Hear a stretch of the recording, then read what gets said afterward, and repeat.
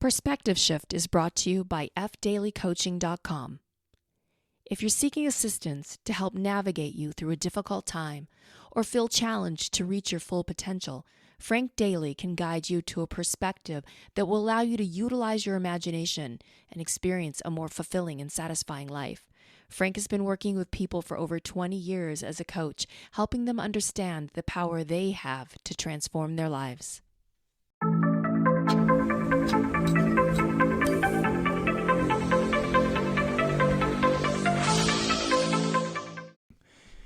Welcome to Perspective Shift, Mike. How we doing? Doing well, man. Good, Frank. Good to see you, man. What's new? Been a great week. Things have been enjoyable. Excited to dive into Perspective Shift this week. We got a great guest today. Who are we going to be covering today, Frank? Abraham Maslow. I love it. Yeah. So let's give the audience a little background about why we're doing Maslow. Where did you go last week or 2 weeks ago? I have no idea. Where were you at? Tell us a little bit about your experience. Yeah, so Karen and I and her sister, Kim, we took a retreat to Esalen. And I've known about this place for a while because we actually covered a couple of people that have been there that helped found it. I shouldn't say helped found it, but put it on its map. Mm-hmm. Alan Watts. Yep. And so Abraham Maslow. We actually ended up staying in the Maslow building, if you will. And they're pretty rustic places. It's just kind of like a cabin, if you will. What is Esalen for those listening? Esalen is an institution in Big Sur, California. Okay. It's right on the beautiful coast. Okay. It overlooks the water. It's a beautiful piece of property. And it was founded in 1962 by Michael Murphy and Dick Price. Okay. Who, came there to help study, all things consciousness? All things conscious, new thought process. Okay. And so they have a different culmination. But again, since 1962, and it's still running today. Very cool. Yeah, it's actually a beautiful piece of land. Mm-hmm. And I believe the story, because I've got a little history on it. The little story goes, Esalen came from, they believe it was the name of the Native Americans that inhabited that area. Okay. But they were taken out by the Spaniards when they came over. But nonetheless, it's somewhat of a sacred land, but just being on that property, wow. You could feel the energy? You feel the energy. And the cool thing about when you go there, your cell phone doesn't work. Now, they had the ability in a certain area to put Wi-Fi, but I didn't bother. And I was there. We were only there for the weekend. So we got there Friday afternoon, left Sunday afternoon. It literally felt like I was there for a week. God, that's so nice. Yeah, you lose time. So it was kind of nice. It was just something magical about the place. And the people that are there are all there to do self-reflection. Okay. So, yeah. But yeah, so there was this real peaceful. Yeah, very peaceful. And that's what led me to want to cover Abraham, because I've known about him. And I've talked about him for many years with Karen, but there was a synchronistic story, and I'm going to forget the year, but obviously it was after 1962. So say it was in the mid-1960s. Okay. And Abraham and his wife were traveling northward through the Big Sur area, and a storm hit.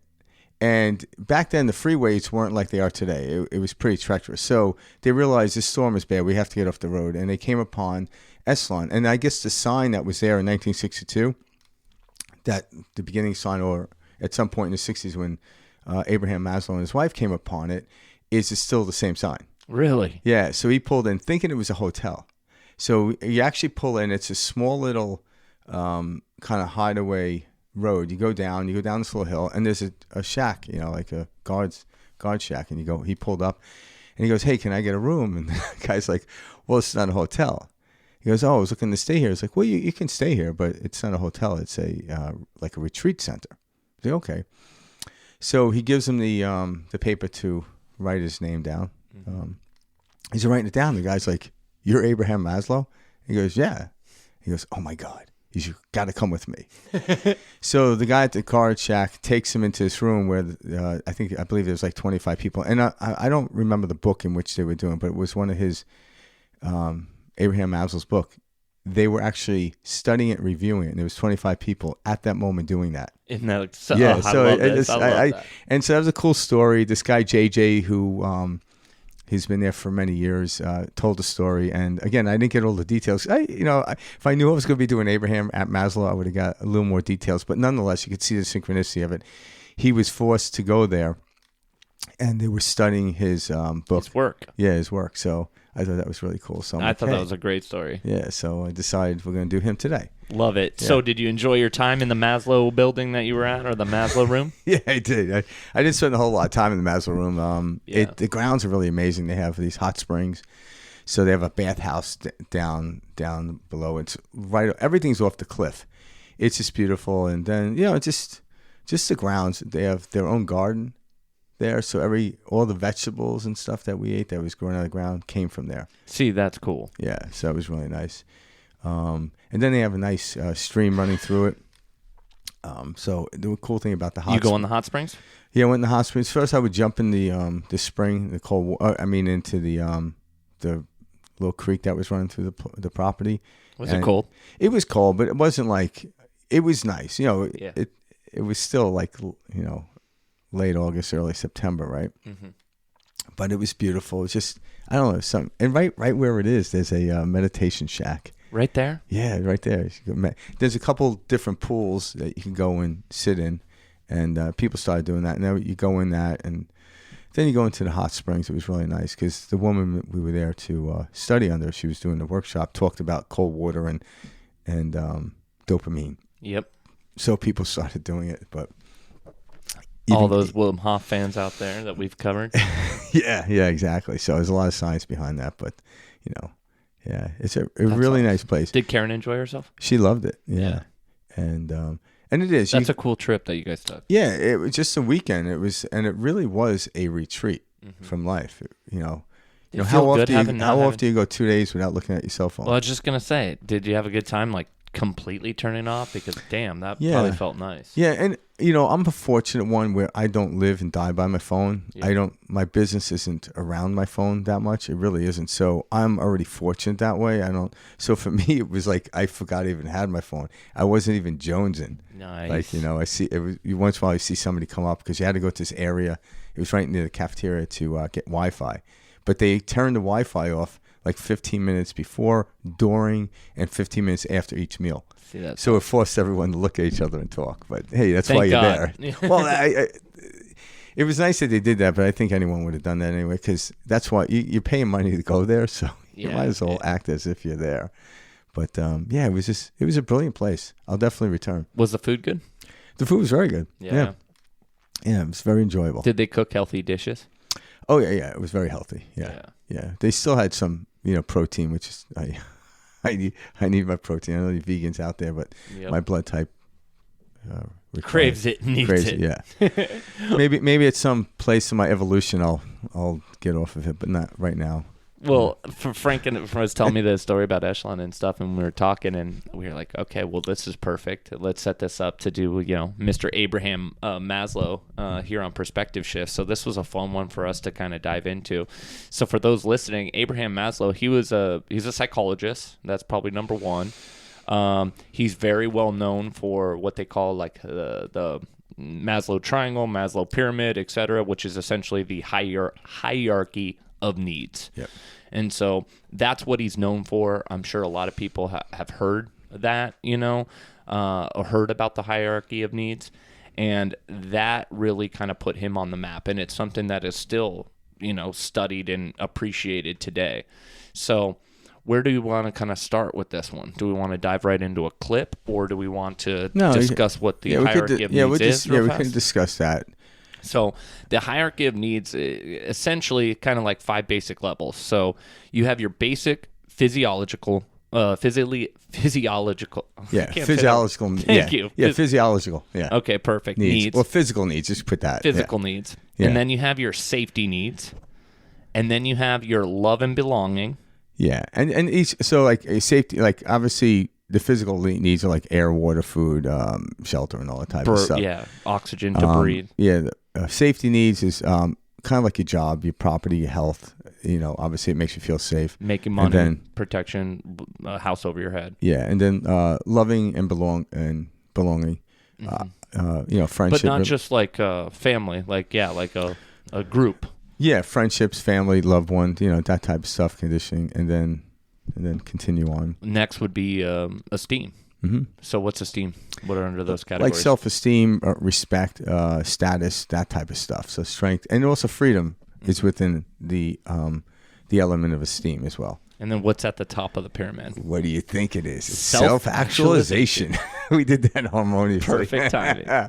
But essentially what he's talking about is we all as humans have these basic needs that need to be met. And until those needs are met, it's difficult for us to attain self-actualization or self-realization, whatever you want to call it. Yeah.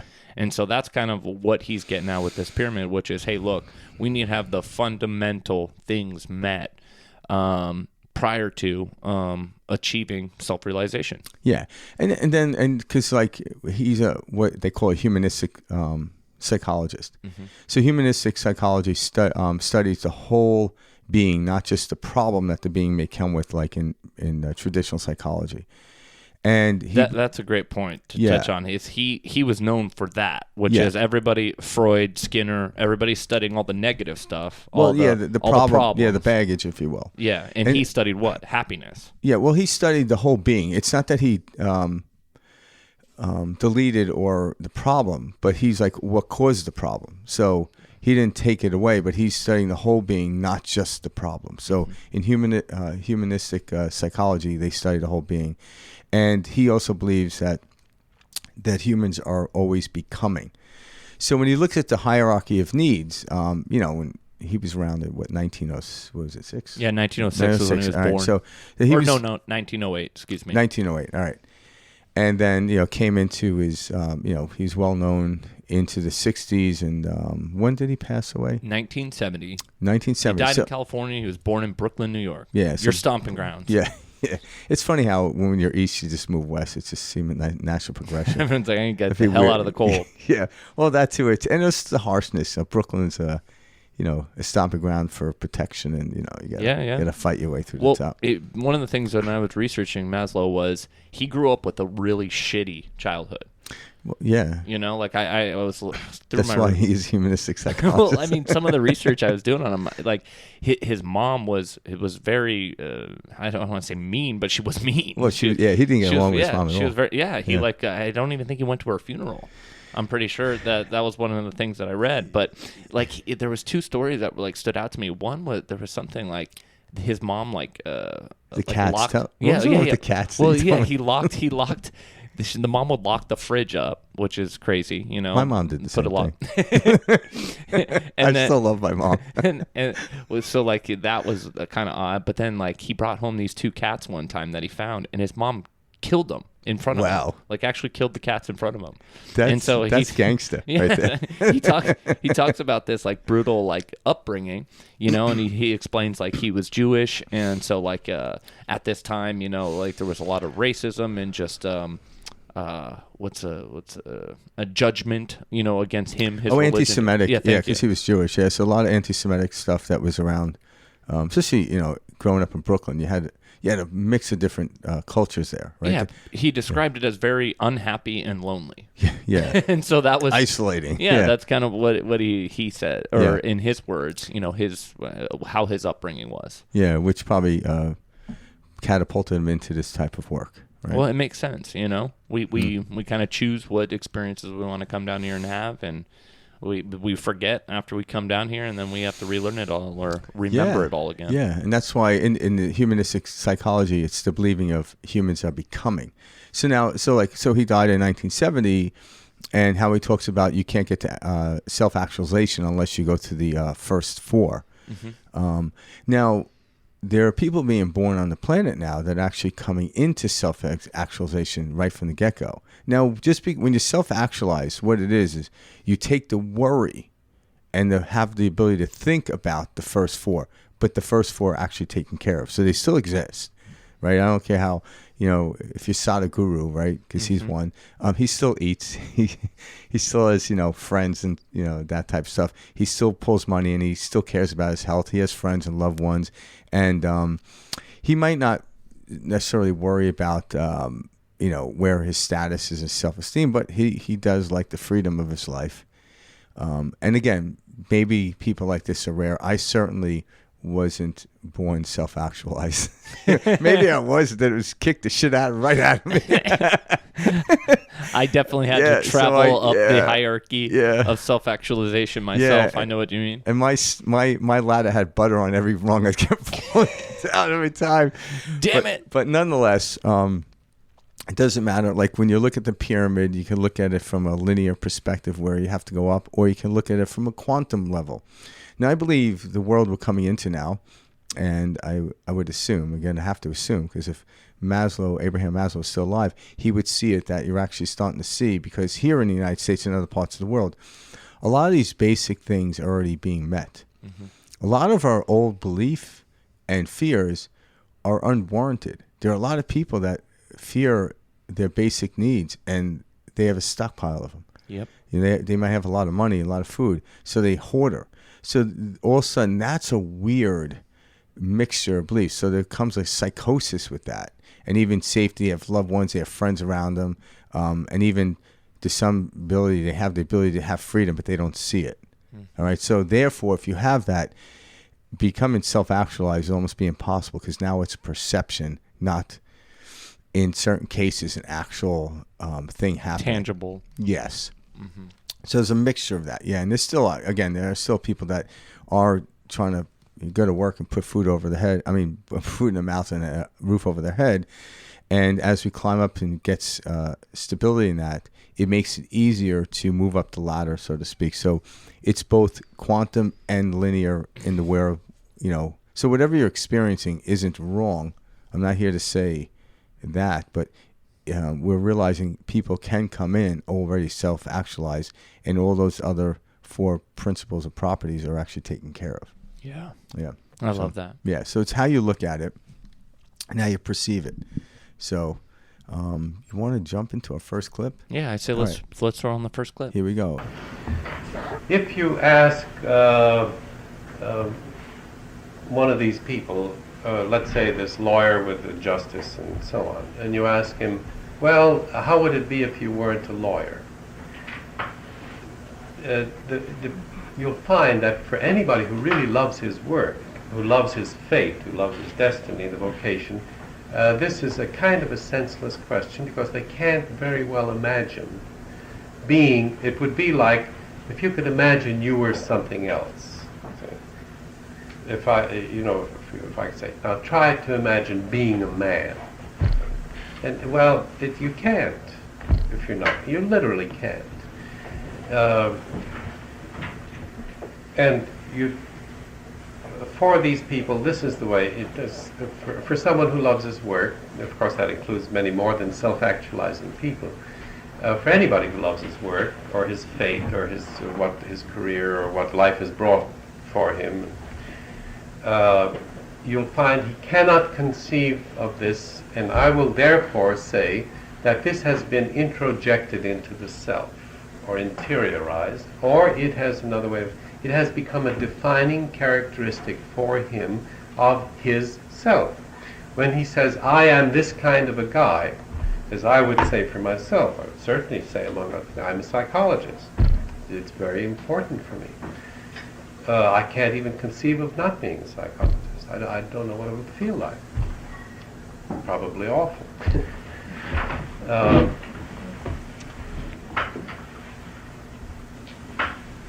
Then you would say, if now you've gone with me on this business of the B values being behind the career category, that is that this man he says, I love the law, and I'm a lawyer, and this is a defining characteristic of myself.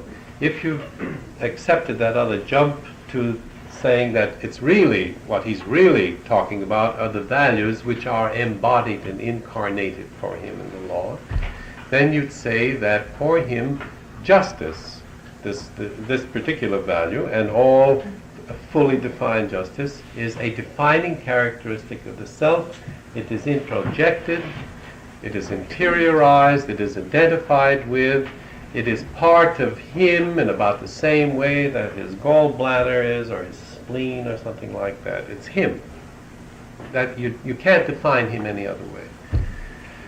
In the same way that you can't really define a mother except in terms of her child. She can't It's undefinable. It's a part of her life is that kid. Then things happen, things are generated. If, for me, truth, the pursuit of truth, is my great happiness, my great pleasure, my great reward, or great reinforcement, the language is not essential, doesn't matter, and it's part of me, and it's a defining characteristic of myself, and it's in my intestines there someplace. It belongs to me, and if you cut it out, it's like cutting out the kidney or something. You have destroyed me a little bit. You have changed me into something else. You have taken away my essence to some extent. Then there's a big question. Where is truth and justice anyhow? In fact, it's not like my kidney, which is in my skin and no place else. Truth is all over the darn place. It's out there. It's just so is justice. Truth is all over the place. Yeah. Wise words of Yes. Mr. Maslow. Yes. And I think what he was getting at there with the whole identification to, like he himself said he's a psychologist. Mm-hmm. But like what part of him is that? And he mentioned like parts of his body such as organs. But when you really come down to it, it was the I am, who we all are, is the observer of it. But in that, in a self-actualization, person that's self-actualized will utilize, say, such as a career of psychology, or I like how he brought up a lawyer, because you could become a lawyer to make a lot of money, and there's nothing wrong with that. But it's good luck becoming self-actualized because you're using it to get somewhere, all right? And I'm not knocking that. But if you become a lawyer to breed or want to find out about justice, make things just. Now, what is that? Well, I could define just, you could define just differently, but I'm not trying to necessarily get somewhere. It's just I see injustice and I want to correct it. I'm not trying to put it onto myself, but actually make the world a better place. That becomes more of an understanding of self-actualization person. But a lawyer is a lawyer in a sense. How are you utilizing your position in life? Are you using it to get something right away, such as more money, more esteem, or status? Or are you trying to make the world a better place? So it's not just about me anymore. And that's the distinction between the two. That's what he's getting at. So I love that. Great take on it. That's the reason I picked the clip, because a lot of us come here with this idea of this is who I am. Like you said, I'm this type of guy. I'm this type of person. I'm an introvert. I'm an extrovert. I'm happy. I'm depressed. I'm whatever. We lay these claims, and then we live by them. Yeah, and I think, and we act as if they're an organ of our body, etc. But in reality, it's like he said, like a truth incarnate, something we came down to experience, something we came down to play. Yeah, so it doesn't mean we get rid of the character completely, but when you step away, you put a little distance between you and the character and who you're portraying. How do you want this character to be portrayed, and what result do you want from it? And when you actually do it for the greater good, it actually works in your benefit as well. So you're doing it for yourself as well. But when you're just doing it just from a narrow vision point of you getting money for yourself, it seems to, and we've seen this time and time again, it seems to come up and collapse your system over time. You seem to be empty. So becoming self-actualized is a natural essence of being. Now, when we become aware of it, we understand it, it almost makes it difficult not to be self-actualized. Mm-hmm. Otherwise, so if somebody isn't, it means in some level, in the way you're talking about it, they're actually working on becoming it. So the end result is making it to the top of the pyramid and then beyond. And that's a whole nother level of stuff. But from this point with his work, with the pyramid, it seems like when we drop, my character is just for me, and all of a sudden, okay, what kind of character do I want to portray? So like Exactly. a great actor will portray a character to tell a great story, not to be noted for the character. You know, and see, we've seen this time and time again. I always like to use Tom Hanks and Forrest Gump. Well, from the way our society looks at and visualize somebody, or views somebody like actual Forrest Gump type of character, who would want to be that? Everyone wants to be the cool guy wearing the leather jacket riding the motorcycle, right? But Tom Hanks fully went into that knowing this story. So in the beginning of the movie, you felt sorry for Forrest Gump, but by the end, you actually wanted to be him. Why? Because his character never strived. Actually, think about that. The one thing his character did strive for, he never really got, was Jenny. Like, he always pushed to try to get Jenny. Nothing else. Everything else came to him. His business, his friendships.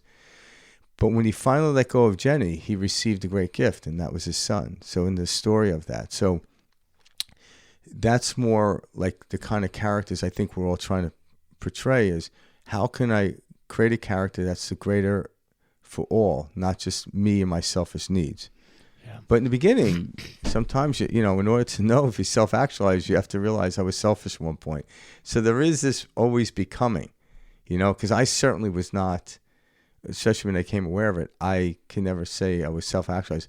I even question if I am now, like it's sometimes, but nonetheless, when I'm in that spot, when I'm in that place, it feels so much better because I take myself out of it. And when I take myself out of it, there goes my anxiety, there goes all the depression, everything that comes along with the character, that when I dive into it and say, this is who I am, those things actually start to manifest. Mm-hmm. But when I step out of it, I'm like, oh, this is kind of fun.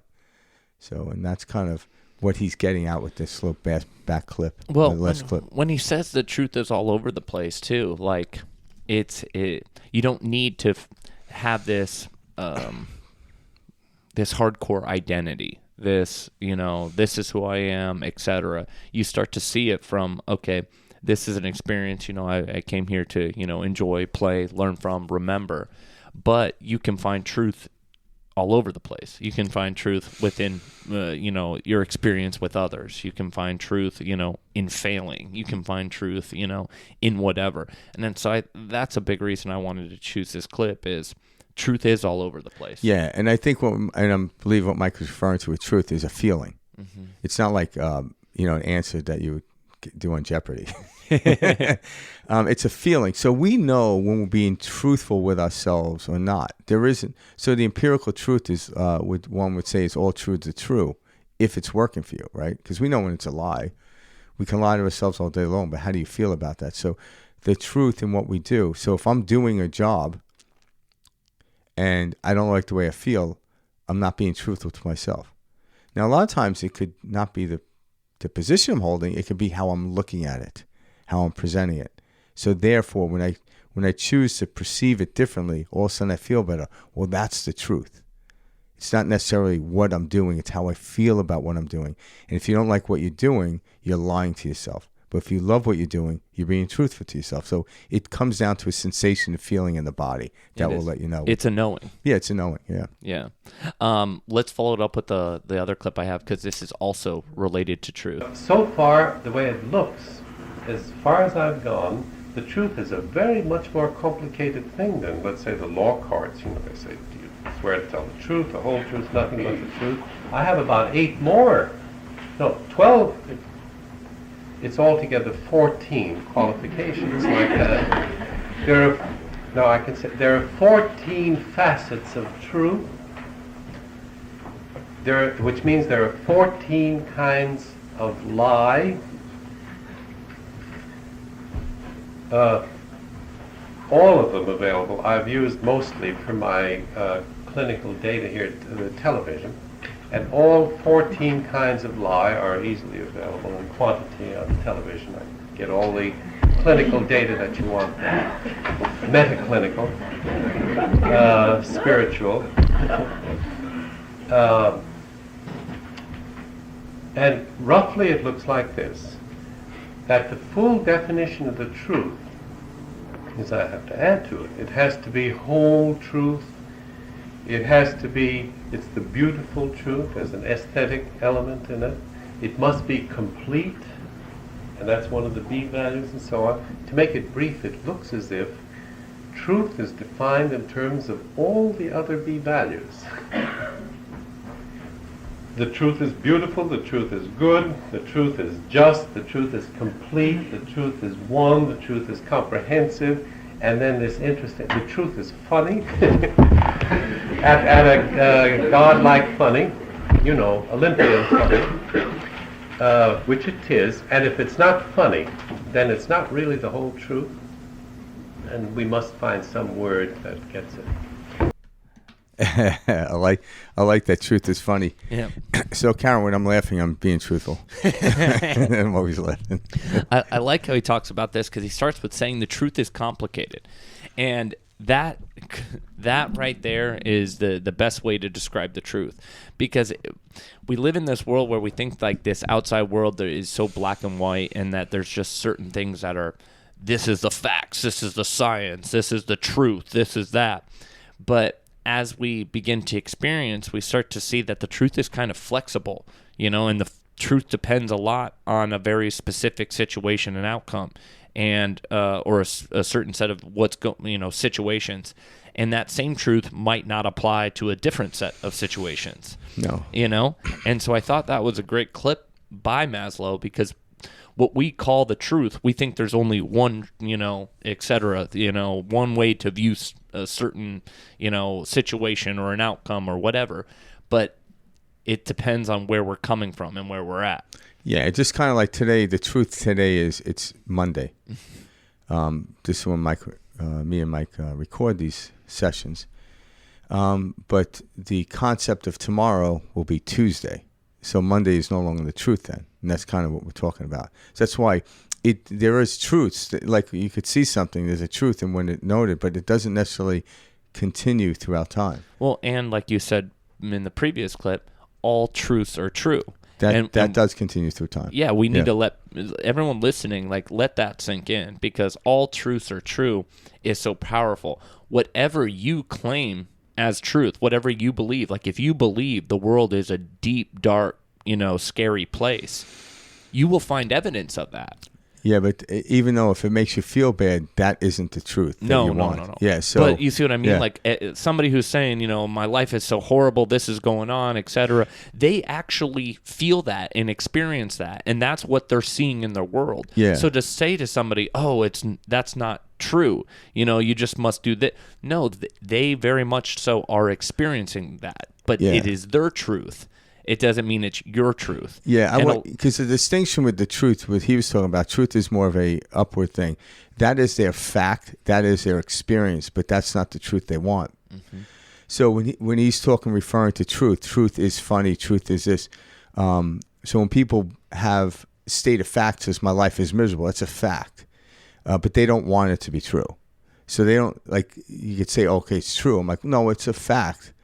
So he's distinguishing between fact, the fact that my life's miserable, but he wouldn't necessarily use the word truth in misery because you wouldn't laugh about that. So when we start to look at that from how he lays it out, people do have facts that this is going on, and the fact that I look at it this way, you're going to experience it. So your experience and that you're having is fact that it's this way, but that's not the truth because they don't want that. If it was the truth, they wouldn't have a problem with it. Well, in both of these clips, he's referring to these different needs. He calls them D needs, which means deficiency needs, and he has B needs, which means being needs. So D as in dog, B as in boy. So deficiency needs and being needs. Do you want to talk about those real quick? So deficiency needs are what he considers the first four on, Maslow's triangle or on the hierarchy of needs. So he considers those as deficient needs, meaning, without them, you have lack. You know? That's exactly perfectly said. So deficient means you don't have, and when you're in the B means you are that in which you have. Mm-hmm. So, and that's the teetering of the pyramid here. It's kind of like, okay, how do we perceive it? So if you're lacking, you're not wrong. All right, you're experiencing that, but we also know it hits us Because if it was really true, you wouldn't complain about it. You would, because when you feel abundant, you're fully fed and everything in the worldly place, and you have people around you, you don't complain about that. So that's truth. So when we're in the D section or deficiency section of his concepts, we're always thinking we have to do more and more and more and more. Where in the being, you're just here in the present moment, and everything you have is here. So it's like, how do we get from the D to the B? And, the suggestion of letting go or trusting. Because it also leads him into, because he also talks about the concept, like, why don't people become self-actualized? Mm-hmm. He says, his estimate, his words, 2% of people, he believes, will become self-actualized. Yeah, and when he asks the question, why don't they, he uses he used the Jonah complex, Jonah the whale from the Bible. So a brief story, I hope I get this right.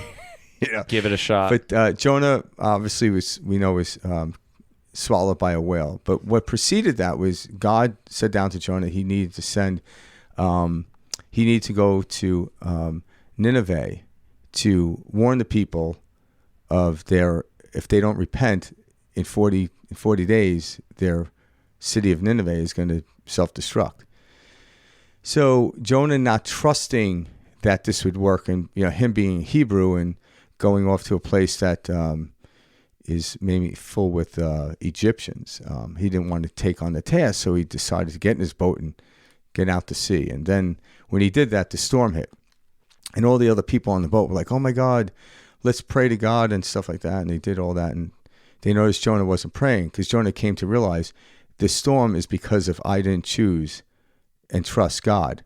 So then he signaled them to throw him overboard, and he was thrown overboard. He took on his karma, if you will, and jumped and swallowed by the whale. But then he was spit out 3 days later, and then he went to Nineveh and gave the information, shared the word.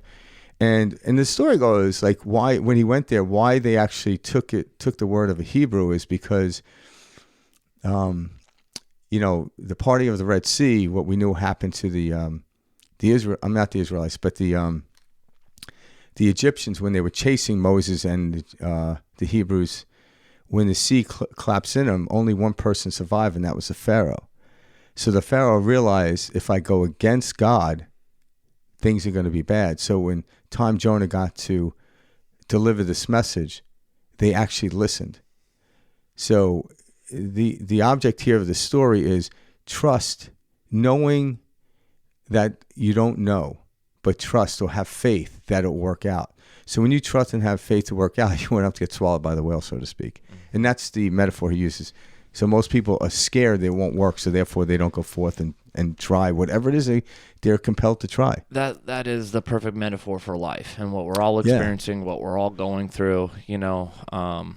I struggled with this growing up. I remember, like as an entrepreneur, wanting to, start businesses, do that, and you think about all of the things that could go wrong. You never think about all of the things that could go right.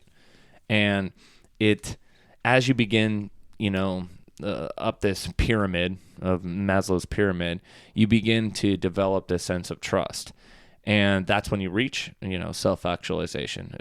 Trust, knowing, faith, whatever you want to call it. At the end of the day, it's this level of knowing or truth within yourself that this is going to work out. Yeah. There's nothing you have to do or make or force. It's more of a letting go, allowing, and watching it flow. Yeah. So I believe most people will have these moments of self-actualization, but then they allow an old subconscious belief sink in, and it pulls them from the top of the pyramid, so to speak. Now life is even worse because you know what it was like to be at the top of the pyramid. So it's like, how do I stay there? Well, at the lower rungs of the pyramid, so to speak, you have to do stuff. But at the self-actualization, you just have to be. And you can actually, and when you're in a state of being, you're generating this field of energy and how they explain it, quantum mechanics and stuff like that. You then, as you rise higher, you can see how things will work out, and you'll know how to act on something. But you don't forcefully act on something hoping it'll work out. Yeah. When you go to take the action, you already know it's working out. That's part of the action. So when I act on stuff, when I'm in self-actualization, when I act on it, I can see it happening. So it's already worked out. Now I'm just experiencing what it is I wanted to work out, period. And then my acting is a perpetuation of that cycle, of that frequency. That's why we take action. It isn't the causation. It is the perpetuation of the feeling of the place I was in. Well said. I love that. Yeah. I say we dive into our next clip of them. All right. You know, I still want to go back to your background if I can, because I'm not in a psychoanalytic way, because this isn't what we're here for, but did your family experience teach you anything about one-worldness or these ideas? What was happening that brought these ideas to you? Well, I was absolutely... Aside from just the IQ thing, what in the background led to this concern for actualization, for peak experiences, for the humanistic forces of good? And maybe it was even there, to some extent, being the outside. I was isolated in my family and lived my life in libraries and with books. And the books that I grew up on were Horatio Alger and Dick Merriwell and so on. And also books which are forgotten now, the Joseph Altshuler books. I grew up on the American Revolution, you see. The American Revolution was, at the age of 8 or something, Thomas Jefferson was a hero for me and a real man. And George Washington, and I was soaked in the American Revolution. Then I read that stuff, which was very American, and about in high school, graduated suddenly in one moment. It was on a single day, too. One of my teachers there introduced me to Upton Sinclair. And suddenly Upton Sinclair and Norman Thomas and people like that became heroes. And thinking of socialism, which was also, by the way, the Jewish tradition, the kind of particular version of it, it was for social justice and also for the possibility of it. There was always the hope. It was never considered unrealistic to work for a better world while I was in high school. And, you know, my father and my uncle and everybody went along with it, sort of. They did. Yeah, of course there'd be a better world. So I like the way he put that. So going back to the Jonah story, but because he was isolated, and that was the metaphor of Jonah being in the whale, like, you know, you take this biblical story as reality, but Jonah was isolated. And in through his isolation, he became aware of self-actualization. So you'll see this throughout time. People that are, because no one wants to be isolated from humanity or from their true self. But at times it feels like the outward world will do that. And in that, you notice that a lot of people become self-actualized. A lot of people can become angry as well, and we've seen that as well. But he obviously chose the B route rather than the D route, if you will, and came across this work. So it was his story of somewhat being isolated within his family, like, right? And then obviously in the neighborhood, there was anti-Semitism and, you know, racism and all that type of stuff. So he was isolated almost in every variable in his life. So it made him go within. And going within is where self-actualization starts, not without. So being who we are is a being, it's a feeling. But the D, or when you're in a deficiency, you're only deficient out here. And that, again, becomes the illusion that you're deficient. But nonetheless, the illusion can play out, and you can really have the experience of deficiency. I'm not saying people aren't.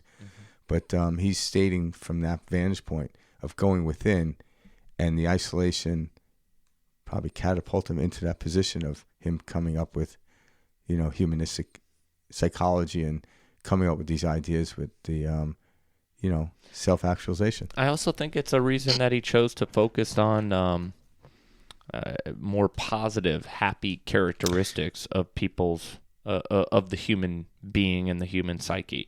Again, you had the Freuds, you had the Skinners, you had them all focusing on only these negative aspects. Well, I look at like Maslow, and I'm like, this guy was like, dude, I've had enough pain, I've had enough, so I don't want to focus on that. And he's like, there's more out there. I know it because I can feel it within myself. I grew up with this pain. I grew up with this, isolation, and there's more to me than that. Mm-hmm. And so it was like a reason that, drew him to this study of, okay, I get there's a lot of things wrong, but and this is his words too, let's not focus on the bag of symptoms, that everyone has. And why is that? Like, because what's the formula? What's the formula of focus? Well, we as humans, we have a very negative, we're drawn to a lot of like news, if it bleeds, it leads, we have this like draw and pull to things that scare us. Yeah, but whatever we focus on in physics grows. Absolutely, that's so law. He finally set aside a form of psychology that allows you to focus on possibility, not because if I'm trying to focus on what's wrong with me, I may get to the idea of what's wrong with me, but now what? How do I get rid of that? Well, you have to know it's possible that isn't you. So he brought upon that type of psychology where and again, within the physics of like quantum physics of understanding or psychology physics, however you want to word it, whatever we focus on grows stronger. Mm-hmm. So if you watch the news and there's a lot of fear out there, fear within your particular life grows stronger. It doesn't mean there's immense amount of fear outside of you, because, I look around in the world we live in, things are working out. Could they be better? Oh yeah, but we're still becoming, right? And does anyone know what the ultimate... And we're always becoming. Yes, and does anyone ultimately know what the best life is? It's the one you're in now when you're present. But it's always becoming. So people are looking for the Garden of Eden. I'm like, it's a metaphor of getting back there. You can get back there anytime you want. But then you also have the freedom to leave. Mm-hmm. So you're actually working with and go out into the material mind world. Yeah. So if God locked you in the Garden of Eden, that would have its own detrimental value. There would be no free will. But the ability to step out of the garden, but knowing how to get back in, is the aspect of self-actualization and coming into that new way of thinking. I'm like, wow, okay. But then when you step out of it and it doesn't work for you, why would you then choose it? But just the simple choice of stepping in or leaving Garden of Eden, so to speak, or going back, that in of itself is the positive attribute that always contains within life. Mm-hmm. Just the ability to choose to step out is still positive, even though stepping out creates some downfall in your psyche. One thing that I just through the research of Maslow that I came to that I wanted to share was, so Maslow talks about these different basic levels, and such as like food, right? Well, he talks about the importance of your body to be nourished, because if your body is not nourished, you can't have any focus, and without focus, you get off track. That's a big staple of his bottom rung of the Maslow hierarchy of needs. So I was thinking about this and trying to apply it to like modern day times, and it's very funny because like nowadays in school we have record numbers of kids who have ADHD, right? They're on ADHD medication. Record numbers of depression, record numbers of anxiety, and we're talking with kids, young adults. Yeah, well, the medication definitely record numbers, but like with the depression stuff, it's very difficult to know if it's record numbers or we're actually calculating it, or we're actually, what I'm saying? Like we had, like when I was a kid, the friend next to me might have had depression. We would have known it because he wasn't in a statistical study. Mm-hmm. So now we study everything. We have algorithms. So again, I'm not saying it's false. It's easy to tell if we're on more medication. Yes, we are. A lot of it is just because someone told me I was ADHD and I shouldn't be acting this way, so take this pill that calms you down. That's more of the selling object of that. No, I totally see where you're getting at with that, and I guess I was going more the direction of we don't even think about our basic needs. And what I mean by that is we don't consider like the food that we eat or the food that we provide our children. We don't see it as nourishment. And what I mean by that is we're sending kids to school eating sugar in a bowl of milk. 60% of half this world can't digest dairy, it's bad for you. So we're sending, these kids off with sugar and cereal, go get into this classroom. They can't focus because they don't have the nutrient, they don't have the nourishment, and then we're shoving ADHD medication down their throat. Yeah, because I believe that is changing, because like that sugar and stuff started with the Industrial Revolution. So that started way back in the 50s and 60s with cereal. Yeah. So before that, it was more healthy living, but there was still worries. But I believe now it's coming out, like you see people like eating stuff. They're more conscious about what you put in your body matters. Yeah, most parents try to not give kids sugar, where when I was growing up, it was like, it was normal. It's making the kid happy. Exactly. Although my parents, I don't want to say the head of the curve, but we had very little sugar in the house.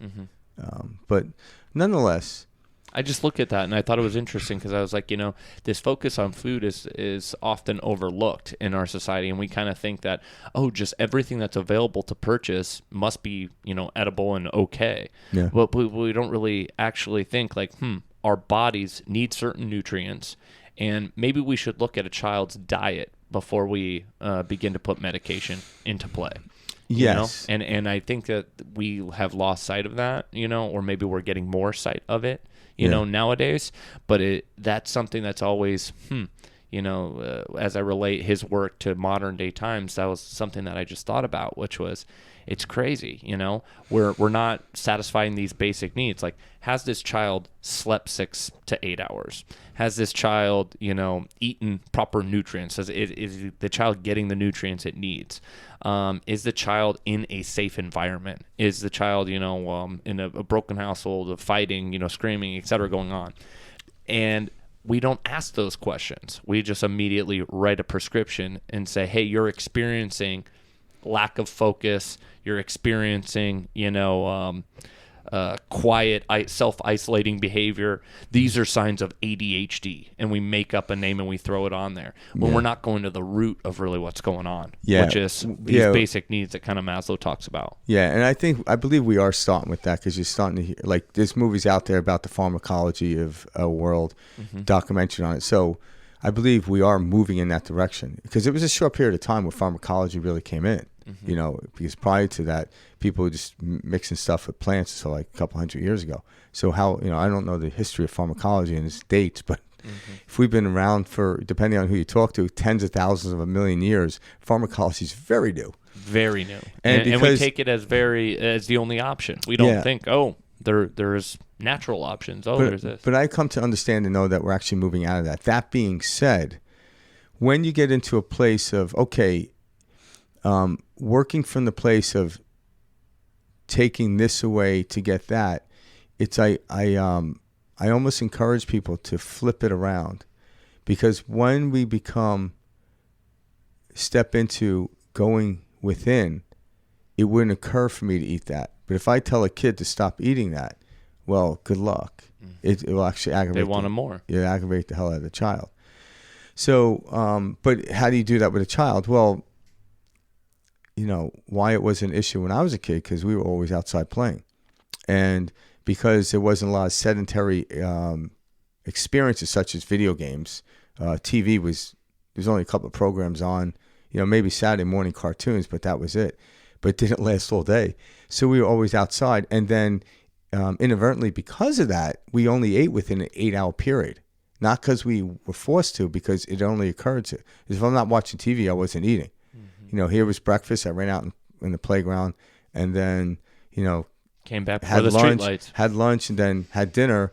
And we had dessert right at the table. So we were done by 5, 6 o'clock, and that was it. Now, if we watched a movie, my mom or dad might have pulled up popcorn, and then we went to bed.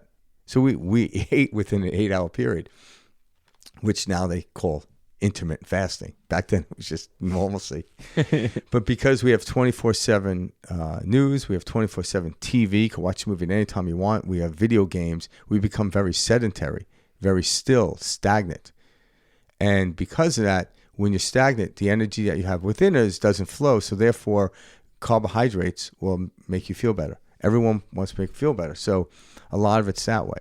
Also, too, the kid that has ADHD, do they really have it, or is it the sedentary? Because even in school, we moved a lot more than the kids today. Mm-hmm. We moved around. Like we had longer recesses and stuff like that. And activities in gym.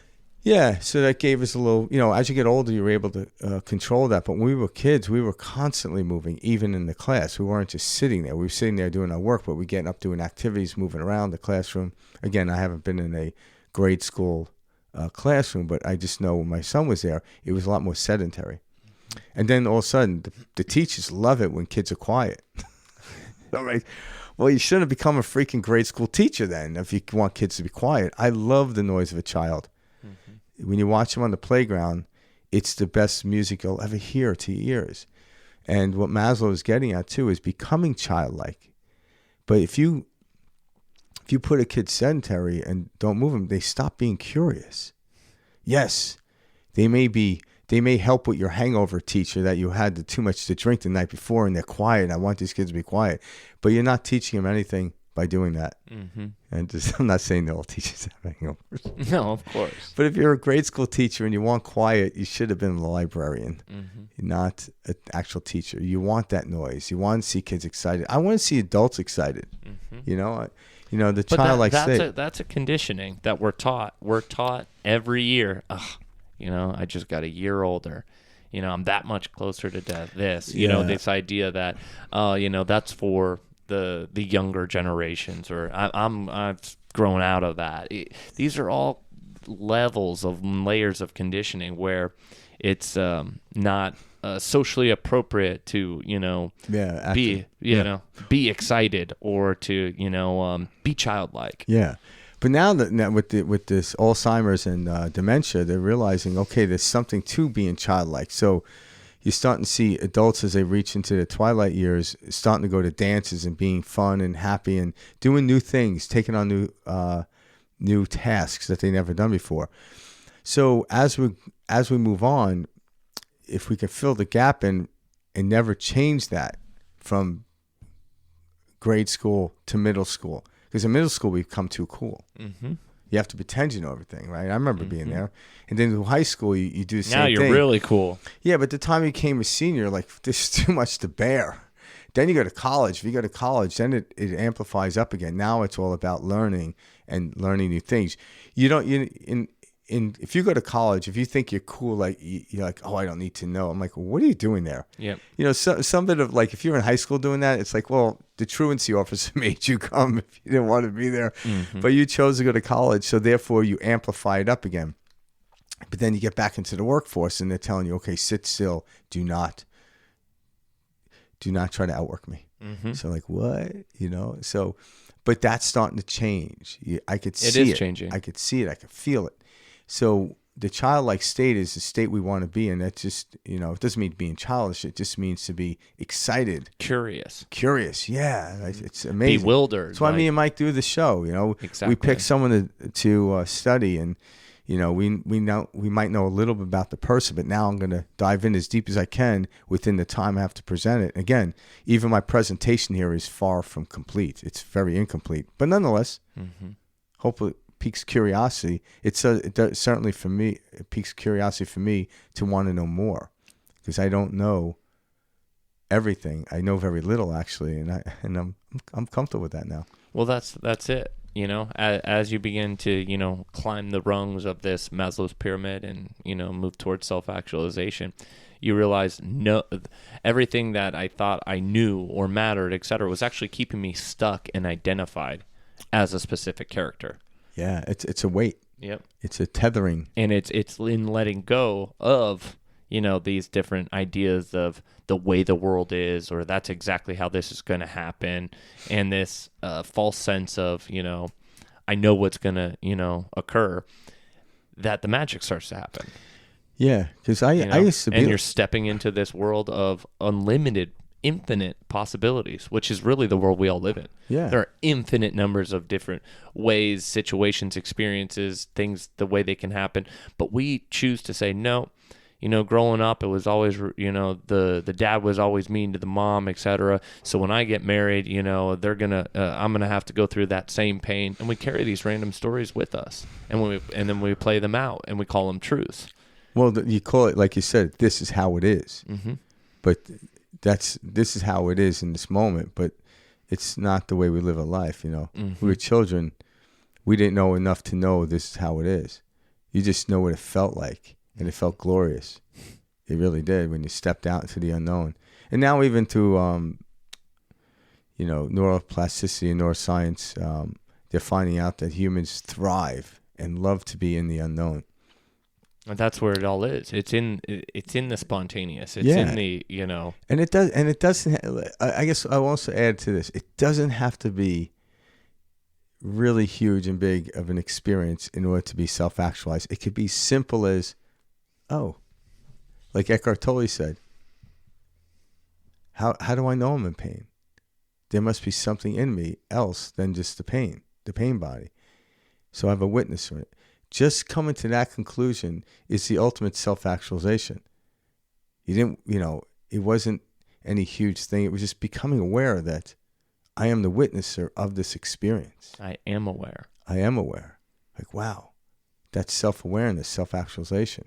A lot of times that most simple thing is the biggest thing, mm-hmm. And then all the synchronicity stuff will start to fall into line but you don't really marvel over that. Like, oh my God, look at all this money I got. I'm like, that's cool. But I'm just aware that I'm a character. But that right there is it seems too simple in a world that's so complex. We're taught that we live in this complex world where the IRS code is 180,000 pages, and in order to become an engineer, you need this much of school, and doctors are going to go to school for anything worthwhile or worth getting must be so complex and so difficult that when the answer, like the truth you're talking about, which is the truth, is so simple, our minds muck it up. Our minds say it can't be as easy as that. It can't be as simple as that. When in all reality, none of us have ever left this position of awareness. It's the same reason, guys, when you're thinking about how old you feel right now, and you can remember yourself in like high school or in elementary school, and you're like, well, I haven't really changed that much. What you're talking about is your awareness. People are always like, oh, I still feel, the same, or, whatever that may be. What we're talking about is there is this awareness that you have that never leaves. You had it when you were a kid, you had it when you were in middle school, high school, college, etc. And you may be doing different things now, etc., or you may be doing, on a totally different path. But the only thing that has never left you is this awareness. It's this observer. It's this I exist. I am perceiving. I am experiencing. Mm-hmm. That never leaves. And that is what we're talking about every week on Perspective Shift. Yeah, and I think what you mentioned earlier about why we complicate things, I believe the culprit of complication is because the universe is complicated, but the human mind can't conceive it. So the human mind tries to conceive it, so therefore it creates complex ideas which are just muck up the water. Mm-hmm. So, and what I mean by that is, look at technology, for instance. The more sophisticated and complex technology becomes, the more simplistic it becomes to use, right? So right now you can have a car that self-drives. But, you go back to the 72 Mustang Impala Plymouth my dad had, I can imagine that was a lot more difficult because it didn't have rack and pinion steering. It was like probably all over the road. I would see my dad driving from the back seat. His hair would be going. It was like he had this. Actually moving? Yeah, it was moving just to keep the car straight, right? So it was a lot more complex to drive a vehicle like that than it is to drive a self-driving car. So the cars today are a lot more sophisticated and technical and complicated than the cars of old, but the utilization becomes easier. So the universe is so complex that when we step into the river, its utilization should be easy. We're the ones making it complex, the way we look at it, because we want to understand it. I'm like, yeah, good luck. I don't even understand why pizza tastes good. It just freaking does. But you're right. That's what we're doing is we're trying to figure it out. You can't. Rather than allowing it to flow, we're stuck standing there going, I need to figure out how this is flowing, why it's flowing, in which direction it's flowing, rather than just being. Yeah, so you said that. So the human brain has a capacity to understand patterns, correlating patterns or interference patterns. So, okay, a correlation pattern that would help you expand and stuff like that, that's truth. The interference pattern, that's false. That's not truth. So we can recognize it. Now, if you believe this is how life is and you keep stepping into the interference pattern, no one wants to be in the interference pattern of life. Mm-mm. They just think this is all there is. So they put up with it. They accept it. But if they allowed to step into the other pattern, they're like, damn. And every once in a while they do, but they do it almost accidentally, not by purpose, if you will. So, and I always tell the story, like when I was younger, when I was a young adult, I accidentally fell into joy. But my baseline was anger, And then as time came on, I learned to do various things to control it. And then my baseline now is joy, and I seldom slip into anger, unless Karen makes me take the garbage out. But that is the journey. It is the journey. Yeah. It's those little moments.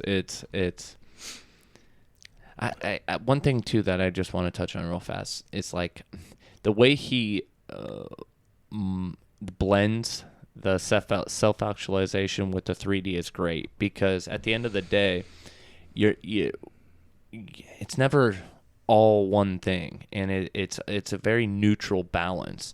And so what Maslow's getting at with this, hierarchy of needs is there is a balance to life, and it does not need to, and there's a balance to the physical world, and there's a balance to the spiritual world.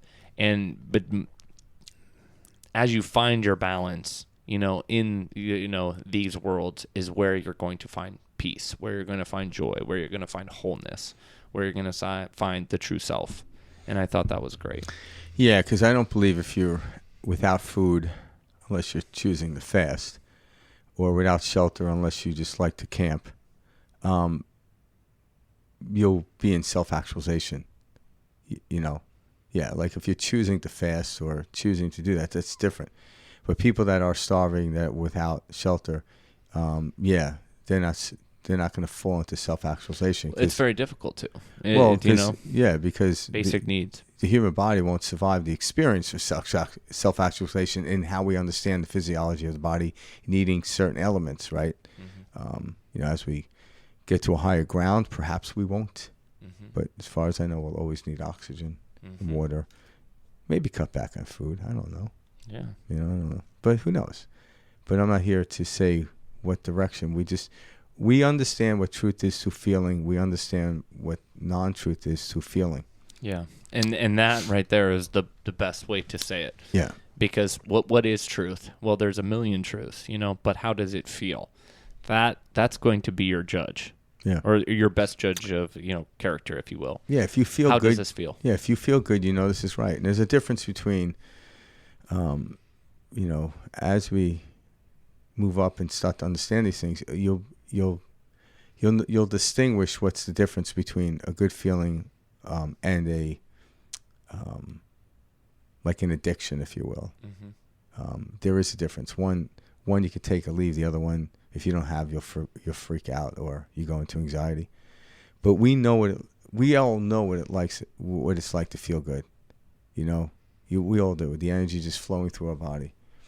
And in that moment, we can hold on to that feeling and not say, oh, I feel this way because this person here is present or I watched this TV show. Don't attach it to a thing. Although the person, the TV show, can perpetuate it and help expand it, but it wasn't the causation. But there is a correlation. I'm not saying there isn't.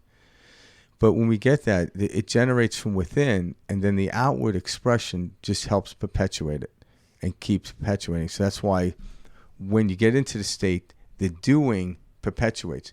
But if you're trying to do something to get into the state, you may or may not get there. Because sometimes you can. You just forget about it. But, getting into that state and simultaneously understanding these type of things, that's why people have, certain practices that keep them maintained from getting too far away from that. And those are good. But the practice is not what's doing it. It's the letting go within the practice that allows this energy to flow through us. I'm like, damn, that feels good. I'm like, yeah. Why don't I feel like this all the time? We're kinking the flow. Why not? Yeah, that question right there changes, why? Well, we don't think it's possible. Mm-hmm. So if you don't think it's possible, you'll never experience it. But just say, hey, I know it's possible, but the object isn't to get there. Stop trying to, because if you say, okay, it's possible, I have to get there in a year, well, you're going to fail yourself. Don't do that. Say, it's possible, and then see what happens. Mm-hmm. What you'll notice, you may not fully get there, but you go from 50% of the time being happy now to 70%, maybe 75%. Maybe you'll make it to 80%. But I want to make it to 100%. I'm like, well, good luck. Because that might be too much pressure. Don't even put a percentage on it, but at the end of the day, oh yeah, I feel better than I did yesterday. Why? Oh, I allowed it. I let go of things. Wow. Let's do a little bit more. It's not about getting rid of anger. It's about mitigating it, controlling it. And then when you do that, I can control it. So why do I still have it? Because I'm choosing it. Why am I choosing it? Maybe it's a lesson I need to learn. I don't know. Mm-hmm. I don't know what the end of this game is, but I know the game is moving in the direction. I'm in which you focus. There are days I go 3 steps forward and 1 back. Then there's days I go 3 steps forward, 5 back. Shit. Ain't that the truth? Yeah, but those 5 steps back that put me in seemingly a deficit are rare now. Where in the beginning I was literally walking backwards. Regular life. I was constantly walking backwards. Yeah. Yeah, it was. And but that's what people are doing. Instead of looking forward, projecting the goal, the being, knowing, this calm present, we're trying to drive forward and look out the back window at all our previous experiences. Yeah. Saying, oh shit, look at what happened back there. I can't believe this happened to me. Of course, and things never work out we're looking out the back window while we're trying to drive forward. And you wonder why you hit the tree. Exactly. And we wonder why we keep getting in freaking accidents. Yeah, exactly. So keep your there's some good stuff on online about Maslow, guys. I would encourage everybody to get on YouTube. There's some good stuff on YouTube that you can find. A lot of people have covered Maslow's work. There's different TED Talks. There's different numerous videos in regards to the hierarchy of needs. That is a very popular, still to this day, discussed concept. But dive into this, see where you are, on Maslow's pyramid.